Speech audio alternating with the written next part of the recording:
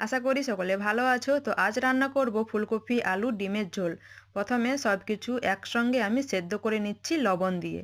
তো দেখো সব কিছু আমি সেদ্ধ করে নিয়েছি আর ডিমের খোসাটা ছাড়িয়ে নিয়েছি।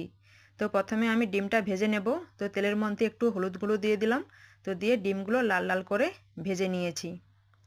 তো ডিমটা তো ভেজে নিয়েছি, ডিমটা আমি তুলে নিয়ে ওই তেলের মধ্যে আলু আর ফুলকপিটা ভেজে নেব। তো দেখো ফুলকপি আলু ভেজে নিয়েছি, তেলের মধ্যে দিচ্ছি শুকনো লঙ্কা তেজপাতা পেঁয়াজ বাটা। পেঁয়াজটা হালকা একটু কষে নিয়ে দিচ্ছি আদা রসুন বাটা।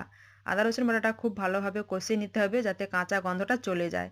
তারপর দিয়ে দিলাম লঙ্কা গুঁড়ো হলুদ গুঁড়ো, দিলাম অল্প একটু জল। মশলাটা খুব ভালোভাবে কষিয়ে নিয়েছি। তো তারপর সব কিছু আমি দিয়ে দিলাম আলু ডিম ফুলকপি আর সঙ্গে দিলাম একটা টমেটো। তো দেখো খুব ভালো করে কষিয়ে নিয়েছি। তো দিয়ে দিলাম জল আর দিচ্ছি লবণ। তো ঢাকনা দিয়ে ফুটিয়ে নিতে হবে। তো রেডি ফুলকপি আলু ডিমের ঝোল।